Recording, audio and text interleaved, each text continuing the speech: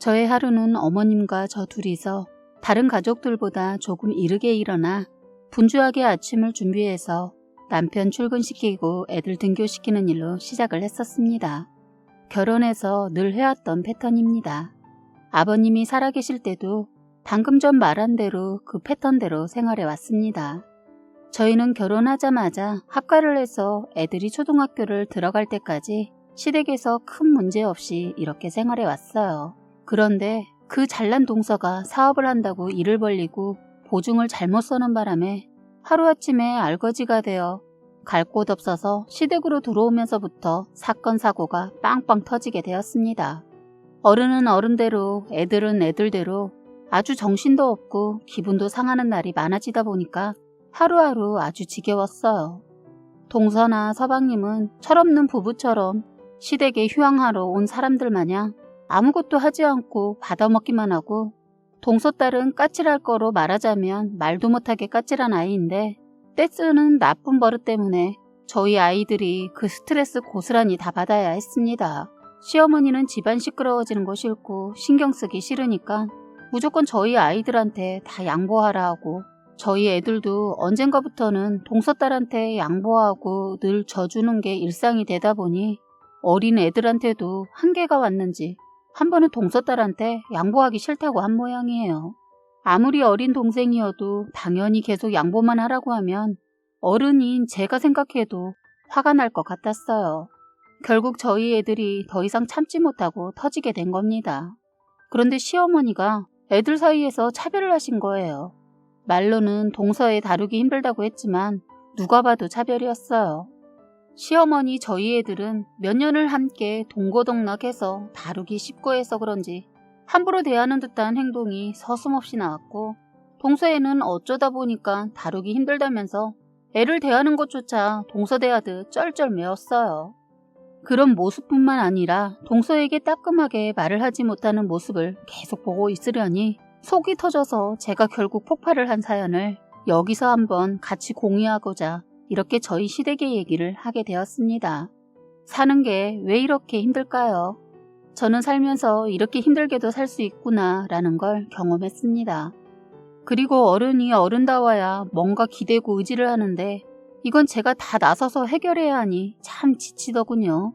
동서네와 1년에 몇 번 시댁에서 마주치던 그때는 며칠만 고생하면 되니까 괜찮았어요. 그런데 그땐 합가해서 사는 것처럼 이런 행동을 보이지 않았습니다. 만약 동서의 진짜 모습을 봤다면 합가하는데 허락하지 않았을 겁니다. 정말 기가 막히고 어이없는 게 동서가 그때 보이지 않았던 행동을 같이 합가하면서는 처음부터 그냥 자기 편하려고 했는지 선한 가면을 벗어던지고 그냥 악랄한 자기 모습 그대로 생활을 하려고 하더군요. 지금까지 못 보아온 모습을 처음부터 깐 것은 아무래도 하루 이틀 살 거 아니니까 그랬는지 있는 모습 그대로 까버리고 나 잡아먹으시오 하더군요. 제가 그걸 그냥 시어머니처럼 가만히 보고 있을 사람이 아니거든요. 동서가 내 며느리도 아니고 해서 같이 합치고 나서 아니다 싶은 게 보여도 어머님이 알아서 하겠지 하고 참고 넘겼는데 이게 시어머니한테 지 못된 것이 먹히자 겁도 없이 저한테까지 슬슬 본색을 드러내더군요. 원래 동서가 합가하기 전에는 저한테 여우처럼 입안의 사탕처럼 달콤한 말과 행동으로 대해서 솔직히 같이 살게 되어도 이렇게 힘들 줄 몰랐어요. 적어도 자기 식구는 챙길 줄 알았습니다. 그런데 전혀 가족은 관심도 없고 자기밖에 모르더라고요. 그동안 시동생이 어떻게 생활해 왔는지가 뻔히 보이더군요. 그런데 제가 나서서 뭐라 나서는 거 정말 하기도 싫지만 제 손이 가는 것에는 두고 보고만 있을 수가 없었어요. 시간이 갈수록 저도 스트레스, 아이들도 스트레스가 쌓여갔어요. 심지어 애들마저도 힘들었는지 동서딸 언제 집에 가냐고 묻더군요. 같이 계속 살 거라는 거 알면서도 말입니다. 얼마나 힘들었으면 그럴까 싶었어요. 동서딸이 한 번 울면 짧게는 1시간을 웁니다. 아주 미쳐버려요. 저는 살면서 그렇게 길게 우는 애 처음 봤어요. 같이 살기 전까지는 그렇게까지 길게 울지 않았는데 가면 갈수록 투정을 다 받아주고 다 양보해주니까 애가 변하더라고요. 울음으로 뭐든 해결을 하려고 하더군요. 거기다 동서는 애를 봐주지도 않았어요. 예전 같으면 애를 안고 달래거나 밖에서 바람을 쐬고 왔는데 큰일을 겪었다고 하지만 아예 애를 방치했어요. 그러니 저희 애들이 가끔 볼 때는 이뻐서 놀아주고 했는데 완전 육아 아닌 육아를 하게 되니까 저희 애들이 피로가 누적이 되고 힘이 붙였나 봐요. 동서가 아주 큰일을 저질러서 자기가 잘못을 했으면 일 처리도 깔끔해야 하는데 나 몰라 하더군요. 동서가 돈에 욕심이 많아서 좋은 의미로 일을 크게 벌려서 한다는 게 하필 일이 꼬이면서 성과가 좋지 않아 완전 두 집 다 폭삭 망하게 하고 새 집이 힘들게 됐지만 어차피 일은 일어났고 혼자가 아니니 툭툭 털고 일어나야 하는데 오로지 자기 자신만 챙기는 모습이 영 마음에 들지 않았어요. 한 번은 시어머니도 보다 못해 한 소리 하긴 했네요.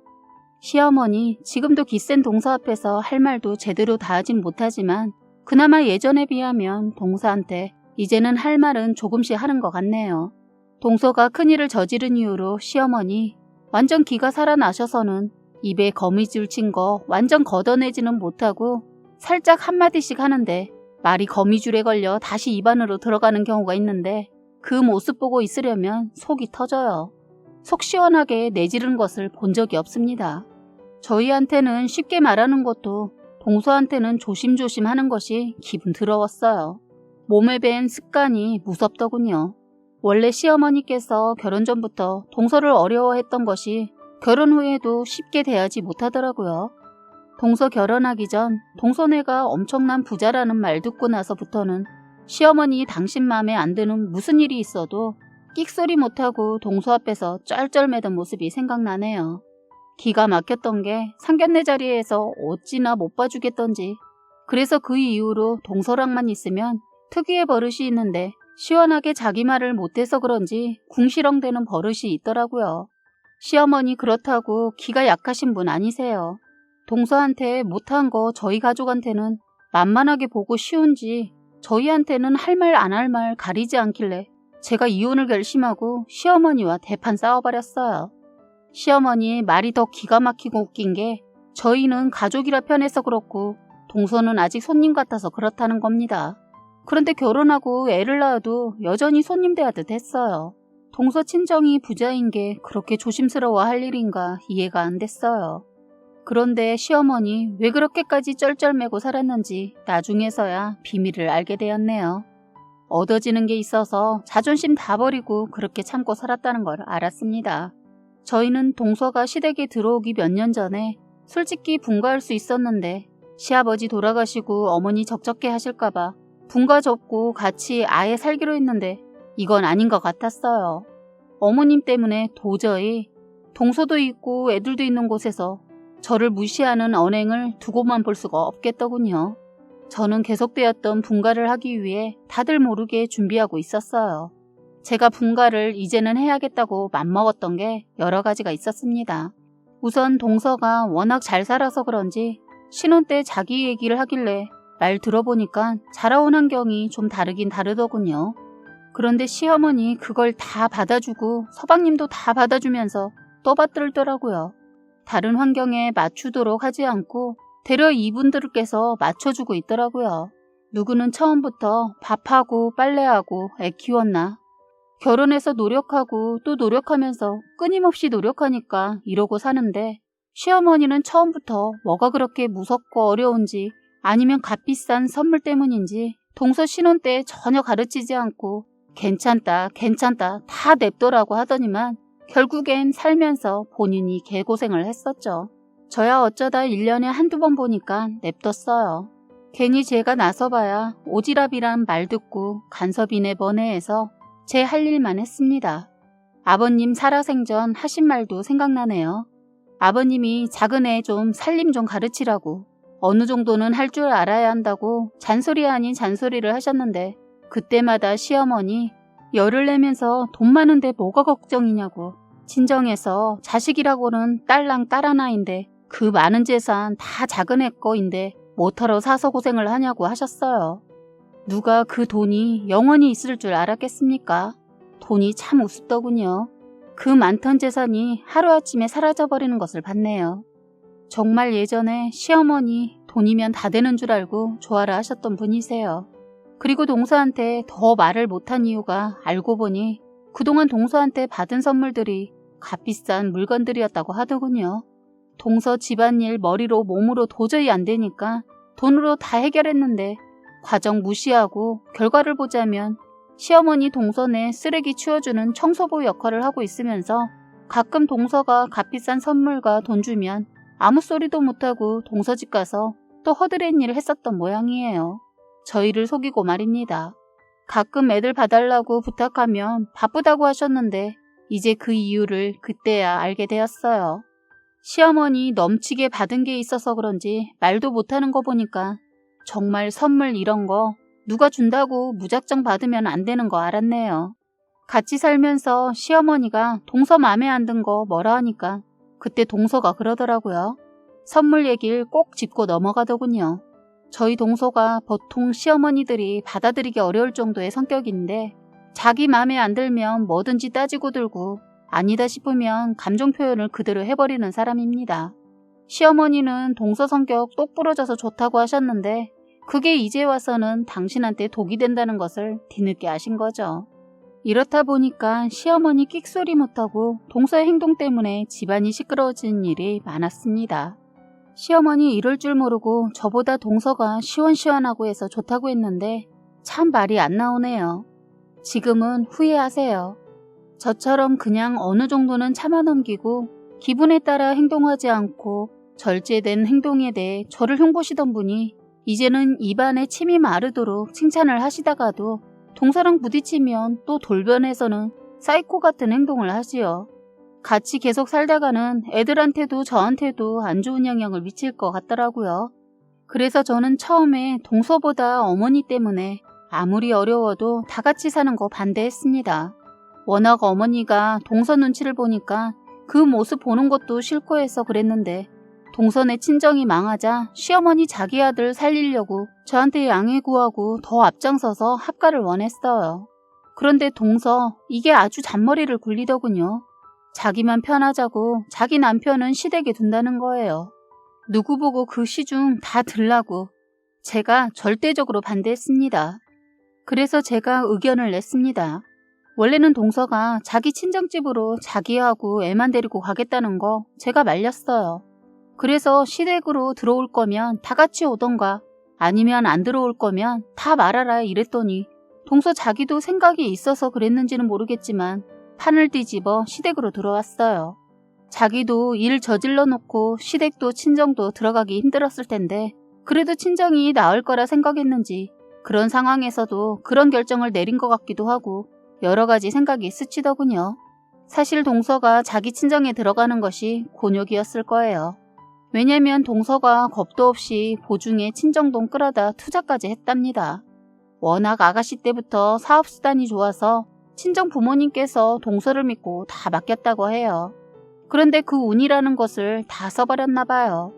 동서가 결혼해서부터 사업을 벌려놓은 게 무너져가는 것이 보였는데 그걸 무시하고 더 끌어다 무리하게 투자를 하는 바람에 그동안 쌓아놓은 친정재산 하루아침에 폭탄 맞아 다 사라져버렸어요. 그래서 친정도 잘 살았었는데 동서 때문에 타격을 받아서 대저택에서 살다가 빚 다 청산하고 그나마 남은 돈이 있어서 자그마한 전셋집 하나 겨우 남겼다고 들었어요. 딸내미 덕분에 호화스런 생활도 누렸음에도 불구하고 사람이 돈이 있다가 없는 것은 견디기 힘든가 봐요. 동서 원망을 있는 대로 하니까 동서 말로는 친정으로 들어간다고 했지만 막상 친정으로 들어가는 거 동서도 가시방석이었을 거고 어쨌든 친정이 무너지게 만든 게 자기니까 면목이 없었을 것 같아요. 그래서 어머님 말 떨어지기 무섭게 쉽게 시댁으로 올 생각을 했던가 봐요. 아까 말한 것처럼 시어머니가 동서 눈치를 워낙 보니까 그 부분이 걸려서 반대 생각이 있었습니다. 그런데 저도 이런 사정을 알기에 끝내는 합가하는 거 반대하지 않았는데 시어머니 동서 눈치만 보고 거기에다 시동생만 시댁에 있게 한다고 하니까 화가 나더군요. 저 그렇게 모질지 않은 사람이라 가족이니까 이해하려고 했어요. 사람이 살다 보면 예상치 못한 일이 생기는 거 모르는 거 아니니까 사정이 생겨 어려워지면 같이 사는 거 괜찮다고 생각해요. 무엇보다 제 집도 아니고 어머님 집이니까. 그렇게 해서 같이 살게 되었는데 사람이라는 게 기본이라는 게 있어야 하는데 완전 자기가 왕인 양 행동하더라고요. 아주 상전 노릇하는 거 있죠? 저는 큰 욕심 안 부려서 보통 사람들처럼 사는진 모르겠지만 끝을 보고 느낀 것은 돈이 차라리 넘치게 많은 것보다 적당히 있으면서 어느 정도 즐기면서 사는 게 사는 것 같더라고요. 동서 보니까 한 푼이라도 더 벌려고 가족도 내팽겨두고 애 양육은 애초에 관심도 없고 돈에만 불을 켜고 살더군요. 그렇게까지 돈을 벌어야 하나 싶었습니다. 시어머니야 자기한테 떨어지는 게 있으니까 자기 아들한테 더 잘하라고 하면서 뭐라 안 하더군요. 예전에 한 번은 이런 적이 있었어요. 시아버지 살아계실 때 저희가 지방에 잠깐 내려가 살 때가 있었는데 그때 동서 일 때문에 사정상 시댁에 1년만 가 있으라고 했을 때 자기는 이혼하면 이혼했지 죽어도 같이 못 산다고 한 적이 있었는데 그게 생각나네요.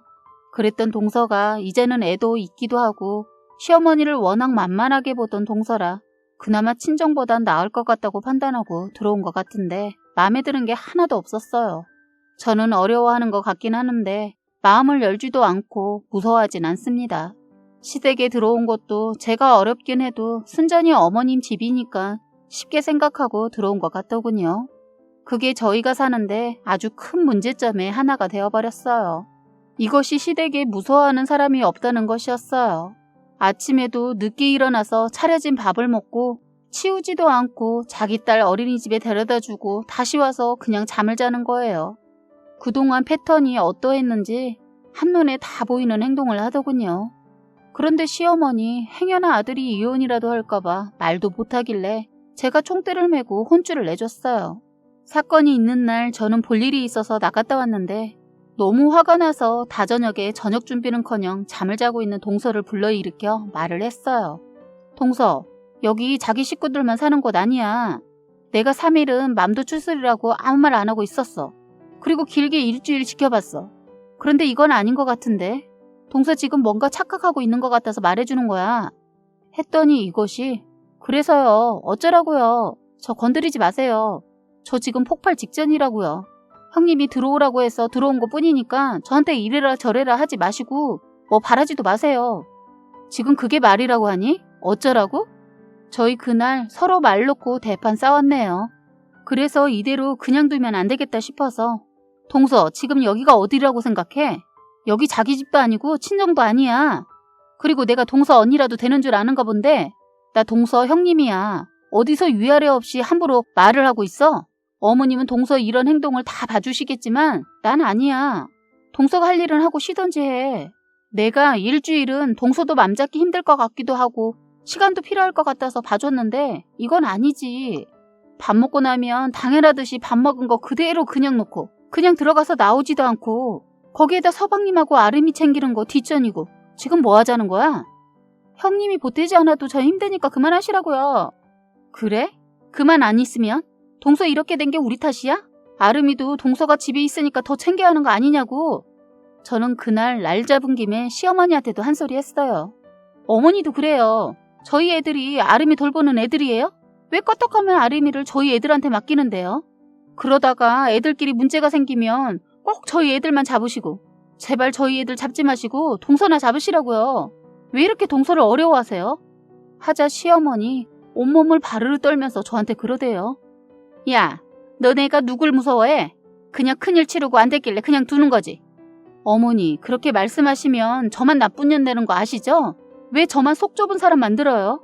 그럼 이 많은 대가족을 저 혼자 돌봐라는 게 말이 돼요? 어머님도 동서 들어오기 전엔 아침에 일어나 밥하는 거 도와주시더니 지금은 아예 손 떼시고 동서는 아예 나오지도 않고 지가 밥 먹고 싶으면 나와서 밥 먹고 심지어 자기 먹은 것도 설거지통에 담가두잖아요. 이거 보세요. 제가 사실 그날 싱크대에 동서가 먹고 담가둔 그릇을 보고 뚜껑이 열려버렸어요.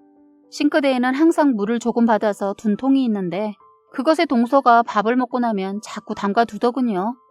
처음엔 잘 안 닦여서 그랬다고 하길래 그런가 보다 했습니다. 그런데 그날은 안 닦일 만한 게 없고 뜨거운 물 틀어서 닦으면 금방 닦일 수 있는 그릇을 담가뒀길래 열이 확 받았어요. 기름진 것을 그대로 담가둬서 싱크대가 완전 기름 범벅이었거든요. 살림을 하는 사람들이라면 제 심정이 이해 가실지 모르겠네요. 저는 설거지통을 번쩍 들어 식탁에 탁 하고 내리치면서 내려놨어요. 시어머니 보라고, 그리고 동서 보라고. 둘은 순간 놀란 눈치더군요. 정말 저도 참을 대로 참아왔는데 동서네 것까지 살림을 해주니까 우라통이 터져서 더는 안 되겠더라고요. 저는 그날 분가를 하겠다고 말했어요. 그러자 시어머니, 아니 이 상황에 왜 분가를 하냐? 그럼 살림은 누가 하라고? 시어머니의 그 한마디가 모든 것을 결정하는데 아주 큰 몫을 해주었어요. 그 시간대가 마침 저녁을 준비해야 하는 시간이었는데 이러다 보니 저녁은 준비가 되지 않았고 그때 이른 퇴근을 한 저희 남편이 이 상황을 거의 밖에서 다 들었더라고요. 남편은 자기가 끼면 더 심각해질 것 같아서 제 선에서 마무리되길 바라면서 잠깐 밖에서 서 있었던 모양이에요. 그런데 동서의 말 한마디에 남편이 신발도 벗지 않고 문을 벌컥 열고 달려와 식탁에 놓여있던 설거지통을 들어 동서한테 뿌려버렸어요. 동서는 한순간에 기름이 섞인 벌건 물을 뒤집어 쓴 거예요. 가만히 보니까 동서가 스파게티를 해먹은 모양이더군요. 머리에 면이 얹어 있더라고요. 남편이 발끈했던 것은 바로 동서가 한 말이, 형님이 능력이 없으니까 살림하고 사는 거 아니에요? 그나마 잘하는 게 살림인데 나가서 얼마나 개고생하려고 분가한다고 해요? 그럴 능력이나 되세요? 아주버님도 쥐꼬리만한 월급 받는다고 들었는데 아유, 둘 다 세상을 너무 모르네. 아무것도 모르면 그냥 이 집구석에서 짱박혀 사세요. 저는 그때 인간이 아닌 괴물을 본 것 같았어요. 그동안 동서라는 여자를 잘못 봐왔구나 싶었습니다. 저는 그 말에 제가 통을 잡았는데 한순간이었어요. 손살같이 달려들어와 남편이 속 시원하게 동서에게 구정물을 부어버린 거죠. 어느 누가 이런 말을 듣고 가만히 있겠어요. 마누라 무시한 것도 모자라 한 번도 저한테 그런 말 들어본 적이 없는데 어디 감히 재수씨가 아주버님한테 쥐꼬리만한 월급 하면서 비아냥거리는데 참을 수가 없었겠죠. 아주 속이 시원했어요. 동서 울고불고 하면서 식탁 의자 발로 탁 치면서 저희 남편한테 욕을 하더군요. 그러자 남편이 동서 멱살을 잡았어요. 그러면서 한마디 해줬죠. 너 돈이면 다 되는 줄 아는데 너 인생 그따위로 살지 마. 네가 돈만 보고 산 대가가 지금 현재 네 모습이야. 똑똑히 기억해둬라. 하면서 멱살 잡은 손을 놨어요. 정말 남편이 한 대 칠 정도였는데 거기까진 하지 않았어요. 그때 서방님이 퇴근을 하셨고 그 장면을 보게 되었죠. 서방님도 발끈해서는 자기 형에게 달려들더군요. 꼴에 자기 아내 편을 들더군요. 끼리끼리 만난다고 시동생도 한번 날 잡아 얘기 좀 하려고 했는데 그때 남편이 제대로 잡더군요. 너 이 새끼야, 네가 이따위니까 저것이 정신 못 차리고 위아래 무시하고 날뛰는 거 아니야. 너 당장 네 처가로 가든가 밖에서 빌어먹던가 꺼져버려. 하니까 시동생이 겁도 없이 자기 형한테 달려들었어요. 이 집이 네 집이냐, 너도 능력 없으니까 엄마한테 얹혀 사는 거 아니냐면서 나가려면 네가 나가라고 반말로 마구 해대더군요. 서방님이 마누라 치반폭에 쌓여서 앞을 못 보더군요. 그 모습을 지켜보던 시어머니 갑자기 서방님 등짝을 세게 내리치더니 간만에 옳은 소리 하더군요. 너희 놈 내가 형한테 그따위를 하라고 가르쳤어? 어디 버릇없이 형한테 네가가 뭐야? 네 마누라가 막 나가니까 너도 이러냐? 어디 싸가지 없이 네 형이 살면서 얼마나 애쓰고 살았는데 네가 뭘 한다고 짓거려? 네 아버지 아플 때도 형하고 네 형수가 병간호 다 했을 때 코빼기 한번 보이지 않았으면서 어디 형한테 이놈아. 그리고 이 집은 네 형 집이나 마찬가지야. 내가 처음에 합가할 때 약속한 게 있었어. 하자 시동생 발끈하면서 그런 게 어딨냐고 자기는 모르는 일이라고 하면서 시동생 팔을 잡고 있던 시어머니의 팔을 뿌리치면서 뒤로 뺐어요. 그런데 그만 시어머니가 뒤로 밀리면서 바로 넘어지면서 심하게 엉덩방아를 찍고 엎친 데 덮친다고 서방님이 손을 뿌리칠 때 그만 동서 딸내미가 자기 아빠 온 거를 알고 달려가다 그 손에 맞아 그만 입이 터지고 말았어요. 순간 서방님 심하게 넘어진 엄마는 뒷전이고 자기 딸 입 터진 것에 놀라 신발도 허겁지겁 신고 뛰쳐나가더군요. 동서 이것도 놀라서 그 꼴로 바로 뒤따라가더군요. 저희는 주저앉아 있는 시어머니를 일으켜 세워보려고 했는데 아무래도 뼈 쪽에 문제가 생긴 건지 일어나지 못하시고 심한 통증이 있는지 몹시 괴로워하셨어요. 결국 119 불러 병원 갔네요. 병원에서는 고관절에 골절이 의심된다고 하더라고요. 시어머니 어느 정도 응급처치가 이뤄지자 통증이 덜한지 저를 보고 진심으로 사과하면서 미안하다고 하더라고요. 잠깐 동안 감정이 묘하더군요. 그리고 꼭 말씀드리고 싶은 것은 저희요, 시부모님 집 보고 합가한 거 아니었어요. 시어머니가 제 기억 속에 있지도 않은 거짓말로 큰아들을 두둔해 준 거였습니다. 어머님은 이번에 서방님의 행동 보고 확실하게 뭔가 깨달음이 크셨던 것 같아요. 지 새끼만 챙기고 엄마한테 한마디라도 괜찮냐고 묻지도 않은 아들에게 상처를 많이 받은 것 같더라고요. 시어머니가 병원에 입원해서 누워 계실 때도 한 번도 병원에 이것들이 오지도 않았어요. 저희가 병원에 간 사이에 짐도 다 챙겨서 나갔더군요.